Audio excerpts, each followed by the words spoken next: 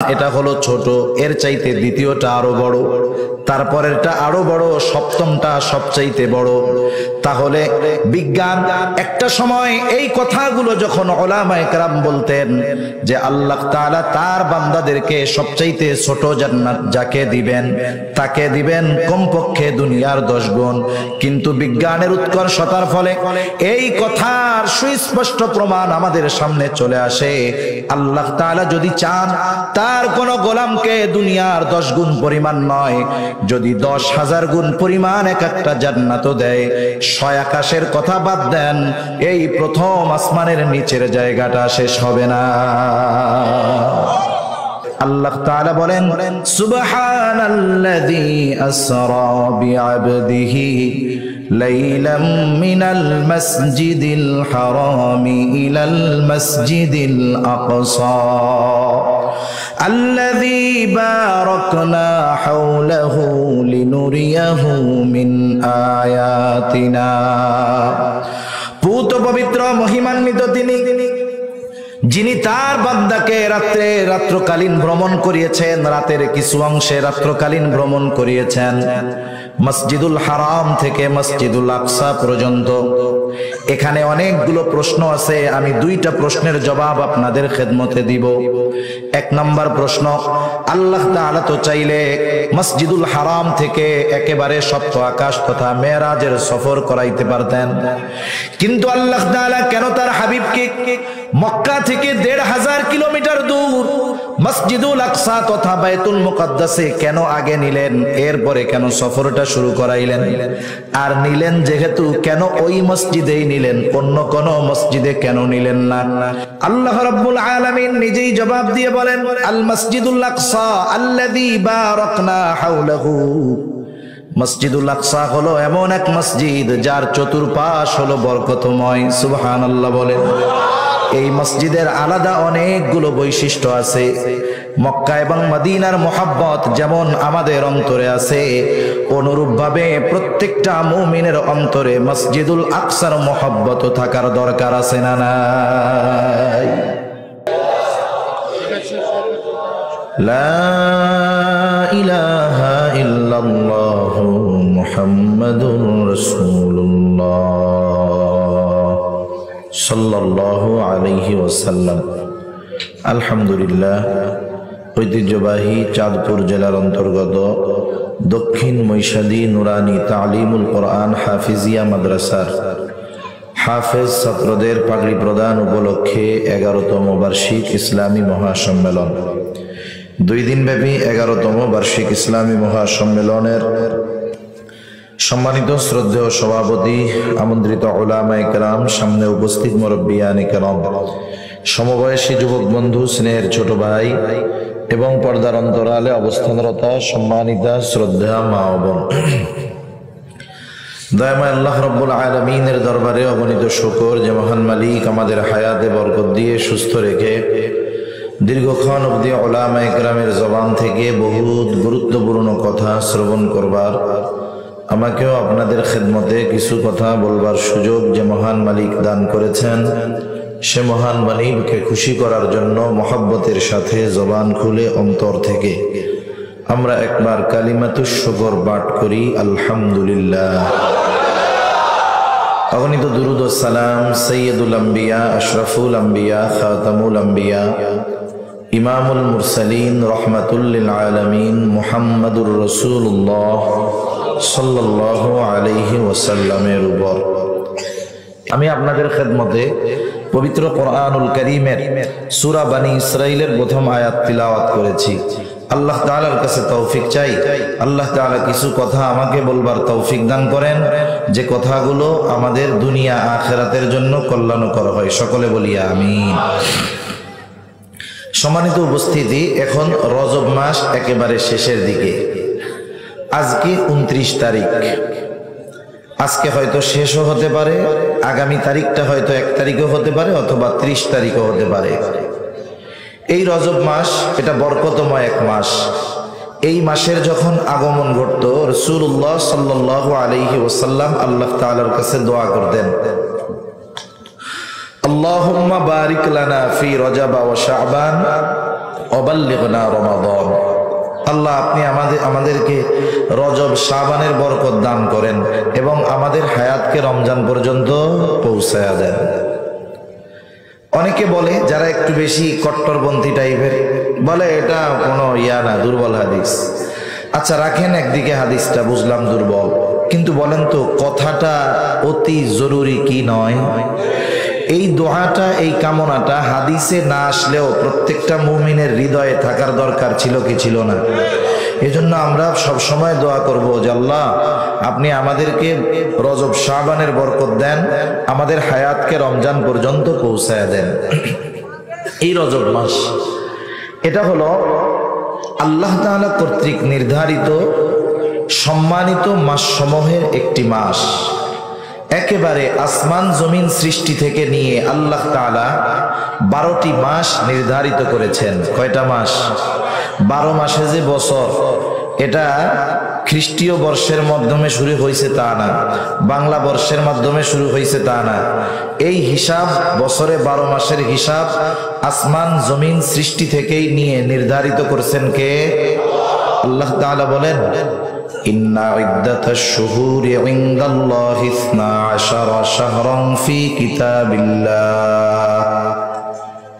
ইয়াওমা খালাকাস সামাওয়াতি ওয়াল আরদা মিনহা আরবাআতুন হুরুম যালিকাদ দীনুল কাইয়্যিম ফালা তাযলিমু ফীহিন্না আনফুসাকুম।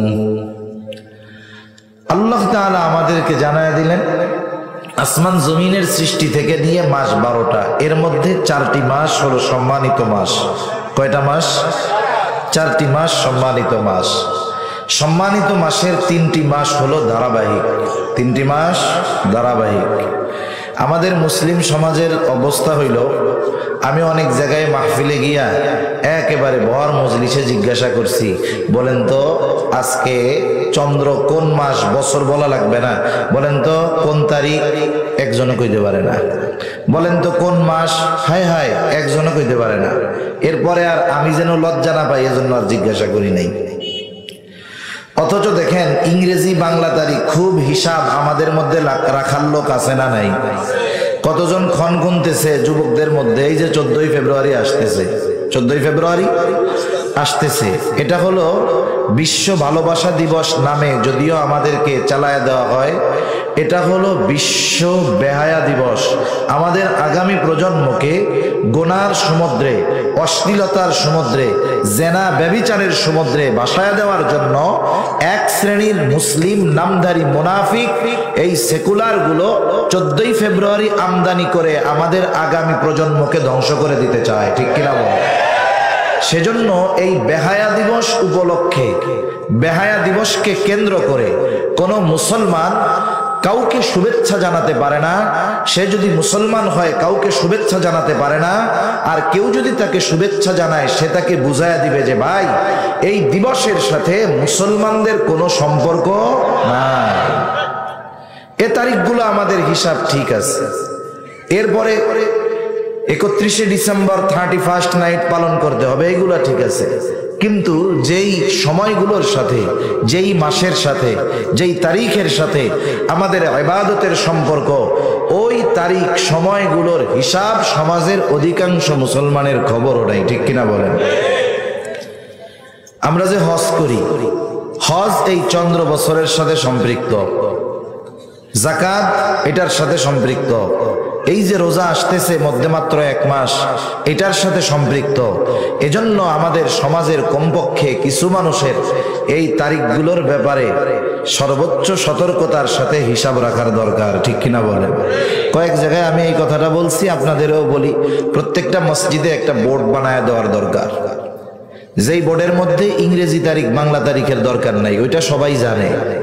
ওই বোর্ডের মধ্যে লেখা থাকবে, এক জায়গায় থাকবে সন, এক জায়গায় থাকবে মাস।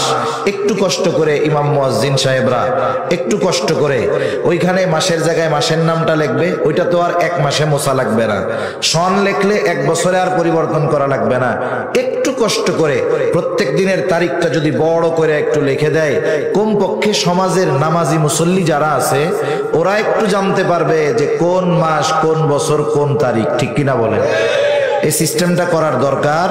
না হলে দেখা যাবে এই গুরুত্বপূর্ণ যেটা হিসাব রাখা আমাদের জন্য জরুরি ছিল, এই গুরুত্বপূর্ণ বিষয়টা আমাদের থেকে আস্তে আস্তে ছুটে যাবে। তা হারাম 4টি মাস তথা সম্মানিত 4টি মাসের 3টি মাস হলো ধারাবাহিক মাস।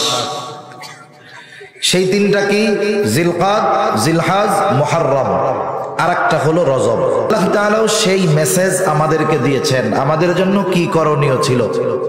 আল্লাহ তাআলা বলেন, ফালা তাযলিমু ফীহিন্না আনফুসাকুম, এই মাসগুলোর মধ্যে তোমরা নিজেদের উপরে নিজেরা জুলুম করো না। মানুষ যে শুধু একটা মানুষ আরেক মানুষের উপরে জুলুম করে তা নয়, মানুষ নিজে নিজের উপরে জুলুম করে। কেমনে? পাপ করার মাধ্যমে, গুনাহ করার মাধ্যমে একটা মানুষ নিজের উপরে নিজে কি করে বলেন না? জুলুম করে। তাহলে আল্লাহ তাআলার প্রথম নির্দেশনা হলো এই হারাম মাসগুলোর মধ্যে, এই সম্মানিত মাসগুলোর মধ্যে তোমরা বিশেষ করে নিজেদের উপরে জুলুম করো না, মানে গুনাহ থেকে বেঁচে থাকো। এ রজব মাস গেছে, আমরা এই মাসের কতটুকু হক আদায় করতে পেরেছি জানি না, কিন্তু এই রজব মাস নিয়ে আমাদের সমাজে অনেক কুসংস্কার আছে, ওগুলোর কথা বাদ দেন। করণীয় কি ছিল? হাদিসের মধ্যে আসছে নবীজি এই মাসে রোজা রাখতেন। যখন রাখতেন মনে হইতো গোটা মাস তিনি রোজা রাখবেন। নবীজি এই মাসে রোজা ছাড়তেন, যখন ছাড়তেন মনে হইতো যে তিনি আর এই মাসে কোনো রোজা রাখবেন না। সাথে সাথে এই মাসের ব্যাপারে একটা প্রসিদ্ধ কথা আছে যে এই মাসেই রাসূল আকরাম সাল্লাল্লাহু আলাইহি ওয়াসাল্লামের মেরাজ সংগঠিত হয়েছে। একটা জিনিস আমাদের মনে রাখতে হবে, সব প্রসিদ্ধ কথা কিন্তু বিশুদ্ধ হয় না। সব প্রসিদ্ধ কথা বিশুদ্ধ হয় না। সমাজে অনেক কথা আছে যেগুলো খুব প্রসিদ্ধ, কিন্তু এর কোনো বিশুদ্ধতার ভিত্তি নাই, কোনো দলিল নাই। বরং তাফসিরে ইবনে কাসিরের মধ্যে আসছে, কেউ কেউ বলেন মেরাজ সংগঠিত হয়েছে নবুয়তির ষষ্ঠ বছর, কেউ বলেন 9ম বছর, কেউ মেরাজের তারিখ উল্লেখ করতে গিয়ে বলেন মেরাজ সংগঠিত হয়েছে রবিউল সানির 27 তারিখ। কেউ কেউ বলেন যে মেরাজ সংগঠিত হয়েছে ওই বছর যেই বছর নবীজির চাচা আবু তালেব এবং নবীজির সহধর্মিনী খাদিজাতুল কুবরা রাদিয়াল্লাহু তাআলা আনহা দুনিয়া থেকে বিদায় নিয়েছেন। ওই বছর ঐতিহাসিকেরা নাম দিয়েছে আমুল হুজুন, চিন্তার বছর। কারণ নবীজি যখন বাহিরে থাকতেন দ্বীনি কাজের জন্য, দাওয়াতি কাজের জন্য, আবু তালেব নবীজির জন্য ছায়ার মতো থাকতেন। আবার যখন নবীজি পেরেশান চিন্তিত হয়ে ঘরে ফিরতেন, খাদিজাতুল কুবরা রাদিয়াল্লাহু তাআলা আনহা আমার আপনার নবীজিকে সান্ত্বনা দিতেন। বাহিরের সহযোগী এবং ভেতরের যিনি সাপোর্ট দিতেন, দুইজন এক বছরে মারা গেছে। স্বাভাবিক, এটা কষ্টের বিষয়, চিন্তার বিষয়। এই জন্য ঐতিহাসিকেরা ওই বছরের নাম দিয়েছে আমুল হুজুন। ওই বছরে আল্লাহ তাআলা আমার আপনার নবীজিকে সপ্ত আকাশ পাড়ি দিয়ে আরশে আজিম পর্যন্ত সফর করিয়েছেন। এটা মোটামুটি গ্রহণযোগ্য কথা। কিন্তু 27 তারিখেই মেরাজ হয়েছে এরকম কোনো বিশুদ্ধ বর্ণনা পাওয়া যায় না। এখন কোন মানুষ যদি মেরাজের তারিখ সম্পর্কে না জানে, বছর সম্পর্কে না জানে, বলেন তো এই না জানার কারণে তার কি সগীরা গুনাহ হবে? তার সগীরা গুনাহ হবে না। কিন্তু মেরাজের শিক্ষা যদি সে নিজের জীবনে বাস্তবায়ন না করতে পারে, মেরাজকে সে যদি অস্বীকার করে, ইসরাকে সে যদি অস্বীকার করে, তাহলে তার ঈমান থাকবে না। এজন্য আমাদের সমাজে এই মেরাজ ইসরাকে নিয়ে অনেক মন গড়া বানোয়াট কথাবার্তা বলে মানুষের সামনে আলোচনা করা হয় এবং খুব শ্রুতি মধুর এবং এমন আলোচনা করা হয় মানুষ আবেগ পীড়িত হয়ে যায়। কিন্তু মেরাজের মূল শিক্ষাটা এই আলোচনার আড়ালেই থেকে যায়, ঠিক কিনা বলেন? সেজন্য আমাদের মেরাজের সম্পর্কে জানার আগে এটা বুঝতে হবে যে রাসূল আকরাম সাল্লাল্লাহু আলাইহি ওয়াসাল্লামের মেরাজ হয়েছে স্বপ্ন যোগে না সশরীরে? বলেন তো সশরীরে। কারো কোনো সন্দেহ আছে? আধুনিক অনেক মুসলমান, মডারেট মুসলমান, আধুনিক মুসলমান, এই মডারেট মুসলমান কারা? এরা হলো এমন এক ধরনের মুসলমান, এরা চায় আল্লাহরেও খুশি রাখতে, শয়তানরেও খুশি রাখতে। এরা চায় আল্লাহও বেজার না হোক, শয়তানও বেজার না হোক। বুঝেন নাই? এই ধরনের মুসলমান সমাজে আছে না নাই? এই ধরনের মুসলিম পরিচয়ধারী অনেক মানুষ এ কথা বলে যে নবীজির মেরাজ এটা স্বপ্নযোগে হয়েছে, এটা বাস্তবে হয় নাই। নাউজুবিল্লাহ বলেন। প্রথমত মেরাজের ব্যাপারে আমাদের বিশ্বাস হবে যে আল্লাহ তাআলা আমার আপনার নবীজিকে মসজিদুল হারাম থেকে মসজিদে আকসায় সফর করিয়েছেন, ওইখান থেকে সপ্ত আকাশ পাড়ি দিয়ে আরশে আজিম পর্যন্ত নিয়ে গেছেন। এটা নিঃসন্দেহে সত্য এবং প্রত্যেকটা মুমিন মেনে নিবে। মেরাজের ঘটনার সাথে আমার আপনার ঈমানের অবস্থা কি, এটার একটা সম্পৃক্ততা রয়েছে। কেউ যদি এটার ব্যাপারে সন্দেহ পোষণ করে, বুঝতে হবে তার ঈমানি দুর্বলতা আছে, ঠিক কিনা বলেন? এজন্য মেরাজ সশরীরে সংগঠিত হয়েছে। মসজিদুল হারাম থেকে মসজিদুল আকসার সফর, এটা সুস্পষ্টভাবে আল্লাহ কোরআনে বর্ণনা করেছেন। এরপরে মসজিদুল আকসা থেকে একেবারে আরশে আজিম পর্যন্ত সফরের কথা আল্লাহ তাআলা সুস্পষ্টভাবে বর্ণনা না করলেও আল্লাহ তাআলা ইঙ্গিতের মাধ্যমে কোরআনুল কারীমের সূরাতুন নাজমের মধ্যে আল্লাহ তাআলা বর্ণনা করেছেন। সাথে সাথে এই মেরাজের ঘটনা প্রসিদ্ধ 25 জন সাহাবীর থেকে বর্ণিত হয়েছে, এটা মুতাওয়াতির হাদিস। এজন্য এই মেরাজের ঘটনার উপরে একজন মুমিন পরিপূর্ণ বিশ্বাস রাখবে, এটাই ঈমানের দাবি, ঠিক কিনা বলেন? এখন আসেন, নবীজির মেরাজ শুরু হইল। নবীজি বর্ণনা করতেছেন যে আমি হাতিমে কাবার পাশে শুয়েছিলাম। হাতিমে কাবা এটা আবার কি জিনিস? আবার কেউ কেউ বলে কাবার মধ্যে শুয়েছিল, আবার বলে হাতিমে কাবার মধ্যে ছিল, এটা কি জিনিস? এখন বিষয় হলো, আমাদের এই বিষয়টা ক্লিয়ার হওয়ার জন্য একটু পেছনের ইতিহাসের দিকে যাওয়ার দরকার। যারা বাইতুল্লাহ সফরে গিয়েছেন অথবা যারা বাইতুল্লাহর ভিডিও দেখছেন, এই চার কোনা কালো গেলাফে মোড়ানো ঘরের এক পাশে বাঁকা একটা দেওয়াল আছে, দেখছেন নি?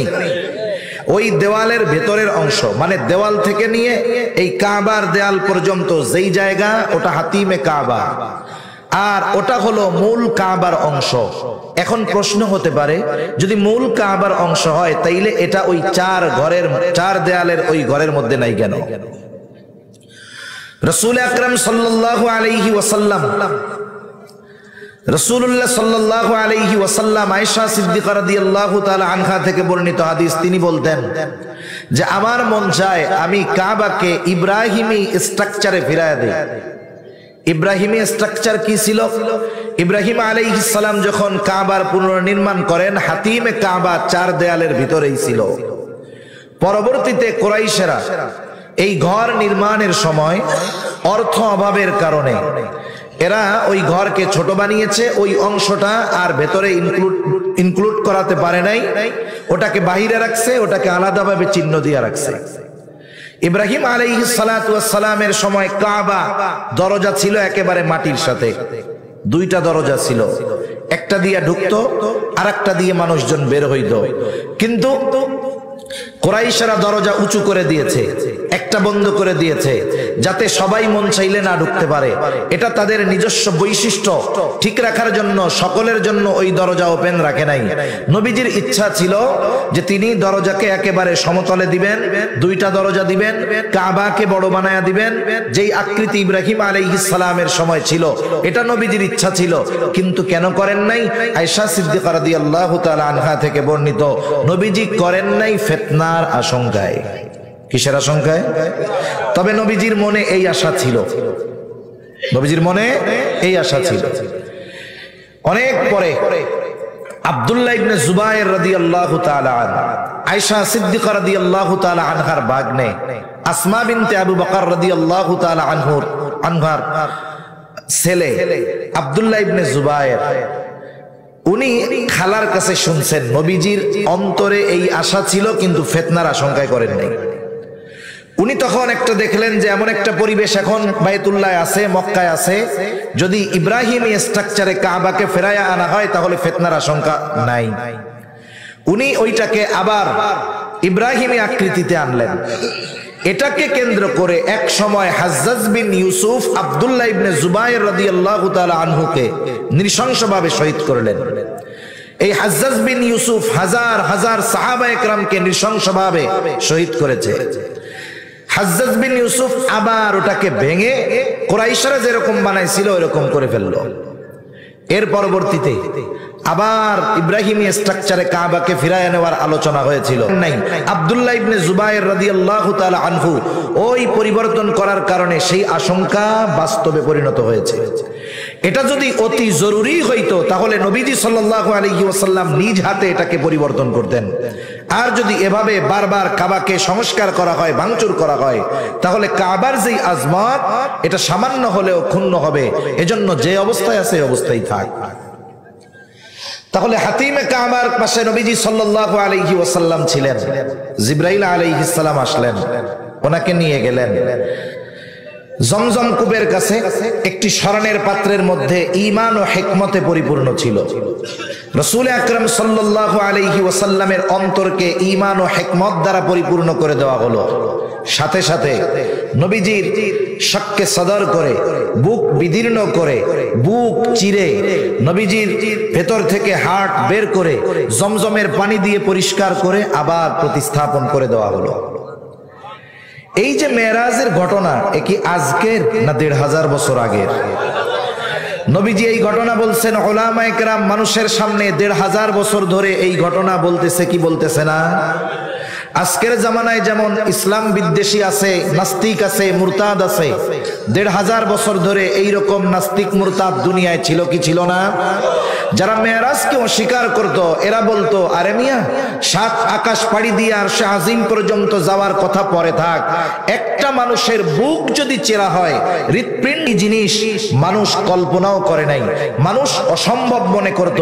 আজকে ১০০ বছর পরে ওই ধরনের অনেক কিছু কোনো ব্যাপারই না। কোনো কি না বলেন? ১০০ বছর আগে মানুষ চিন্তা করছে এইরকম বুক ফাইডা মানুষের হৃৎপিণ্ড বের করে ব্লক ছুটায়া, রিং করায়া আবার প্রতিস্থাপন করা হবে, এটা কি কল্পনা করছে? আরে আজ থেকে ৩০ বছর আগেও যখন অপারেশন করা হতো, একটা মানুষের গোটা দেহকে অবশ করা হতো, পুরা সেন্সলেস করে ফেলা হতো, এরপরে অপারেশন করা হতো, দেখা যাইতো অনেকের সেন্স ফিরছে তো অনেকের ফিরে নাই, শেষ। কিন্তু এখনকার প্রযুক্তি এত আধুনিক, একটা মানুষকে পরিপূর্ণ অজ্ঞান করা লাগে না, তার নির্দিষ্ট জায়গাকে শুধু অবশ করে তাকে পরিপূর্ণ সজ্ঞানে বুক চিরা হয়। সে অপারেশন চলে, ডাক্তারের সাথে কথাও বলে, আবার অপারেশন চলে বড় স্ক্রিনের মধ্যে, সে তার হার্ট নিজে দেখে, ডাক্তারও তাকে দেখায় যে দেখেন স্ক্রিনের দিকে তাকায়া তাকায়া, এই যে এখানে আপনার রক্তনালী সংকুচিত হয়ে গেছে, এখানে রক্ত চলাচল স্বাভাবিক গতিতে চলতে পারে না, এখানে একটা রিং দিয়ে দিব, দুই দিকের জায়গা আবার প্রশস্ত হবে, আপনার রক্ত চলাচল স্বাভাবিক হবে, আপনার বুকের মধ্যে চিনচিন ব্যথা আর হবে না। চিন্তা করেন তো, একটা মানুষকে সজ্ঞানে বুক চিরে ওপেন হার্ট সার্জারি করতেছে, ব্লক ছুটাচ্ছে, আবার ওটাকে জায়গা মতো প্রতিস্থাপন করতেছে। এই জামানায় বলেন তো, এটা কি শুধু সাধারণ ব্যাপার না অতি সাধারণ ব্যাপার? মানুষকে এই দুষ্প্রাপ্য অসম্ভব কর্ম সাধন করার যোগ্যতা দিয়েছেন কে? যেই আল্লাহ মানুষকে এই বুদ্ধি দিয়েছেন, ওই আল্লাহ ১৫০০ বছর আগে নবীজির বুক চেরাইতে পারতেন না মনে হয়? অবশ্যই পারতেন। নবীজির শক্তে সদর বুক বিদীর্ণ করা হয়েছে কয়েকবার, কেউ বলেন ৪ বার, কেউ বলেন ৩ বার, কেউ বলেন ২ বার। প্রথমবার নবীজির শক্তে সদর করা হয়েছে একেবারে শিশুকালে, যখন তিনি হালিমাতুস সাদিয়ার ঘরে ছিলেন। একদিন নবীজির দুধ বোন নবীজিকে নিয়ে গেছে মাঠে, তারা খেলাধুলা করতেছে, ছাগল চড়াচ্ছে, নবীজিকে এক জায়গায় বসায় রাখছে। শিশু মানুষ, ছোট মানুষ। হঠাৎ নবীজির দুধ বোন দেখতেছে ২ জন সাদা পোশাকধারী মানুষ নবীজির কাছে আসছে, শোয়া দিছে, বুকটাকে চিরে ফেলছে, বুকের মধ্য থেকে যেন কি বের করছে। এটা দেখে নবীজির দুধ বোন দৌড়িয়ে চলে গেছে মা হালিমাতুস সাদিয়ার কাছে, গিয়ে বলে, মা, আমার কুরাইশি ভাইকে ২ জন সাদা পোশাকধারী মানুষ শোয়ায়ে বুক চিরে বুকের মধ্য থেকে যেন কি বের করে ফেলতেছে। হালিমাতুস সাদিয়া দ্রুততার সাথে দৌড়িয়ে চলে আসছেন। ইতিমধ্যে ২ ফেরেশতার প্রথম ওপেন হার্ট সার্জারি শেষ, ওরা চলে গেছে। এসে দেখে নবীজির চেহারার মধ্যে ভীতির ছাপ। কেন করা হলো?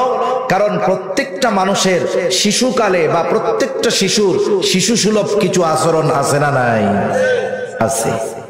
আল্লাহ তাআলা আমার আপনার নবীজির প্রথমবার শক্কে সদরের মাধ্যমে শিশুকালের যে শিশু সুলভ আচরণ, এগুলোকে আল্লাহ তাআলা বের করে দিয়েছেন, যার কারণে নবীজির সিরাত যারা অধ্যয়ন করেছেন তাদের জানা থাকার কথা যে নবীজি শিশুকালে বা শৈশবকালে অন্যান্য শিশুদের মতো খেলাধুলা করতেন না।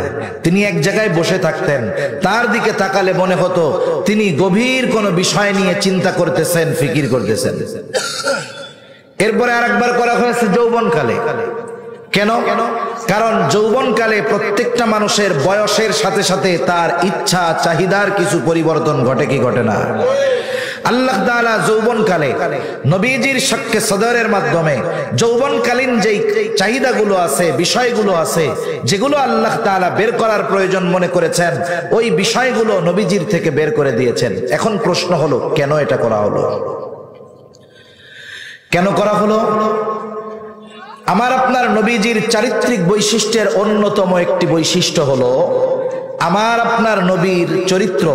আল্লাহ তাআলা বলেছেন, ওয়া ইন্নাকা লাআলা খুলুকিন আযীম, আপনাকে আমি মহান চরিত্রে অধিষ্ঠিত করেছি।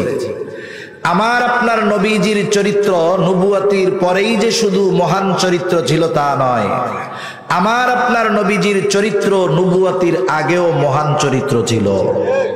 এজন্যই কাফেররা নবুয়তির আগে আল্লাহ তাআলা ওহীর মাধ্যমে এই চরিত্রের সত্যায়ন করার আগে মক্কার কাফেররা আমার আপনার নবীজির উপাধি দিয়েছে আল আমিন আস-সাদিক। ঠিক কিনা বলেন? নবীজির সিরাত যারা অধ্যয়ন করেছেন, কাফেররা নবীজিকে হত্যার অপচেষ্টা করেছে, কিন্তু কোনোদিন নবীজির চারিত্রিক বিষয়ে অপবাদ দেওয়ার সাহস পায় নাই। কোনোদিন কাফেররা এ কথা বলতে পারে নাই যে মুহাম্মদ মিথ্যা কথা বলে, নাউজুবিল্লাহ, বলার কোনোদিন সুযোগ পায় নাই। মানুষদেরকে নবীজির থেকে ফেরানোর জন্য কাফেররা তিনটা শব্দ বেশি ব্যবহার করত। কয়টা শব্দ? তিনটা শব্দ। এক নাম্বার বলতো মুহাম্মদ পাগল, দুই নাম্বার বলতো জাদুকর, তিন নাম্বার বলতো সে একজন কবি। এই তিনটা শব্দ নবীজির ব্যাপারে ব্যবহার করত, কিন্তু তারা কখনো একথা মানুষকে বলার সাহস পায় নাই যে তোমরা মুহাম্মাদের কাছে যেও না, সে যে কথা বলে কথাগুলো মিথ্যা, অথবা সে মিথ্যা কথা বলে, এই কথাটা বলার সাহস কোন কাফের আমার আপনার নবীজির ব্যাপারে পায় নাই। সুবহান! কেমন হেফাজত করেছেন আমার আপনার নবীর চরিত্রকে আল্লাহ।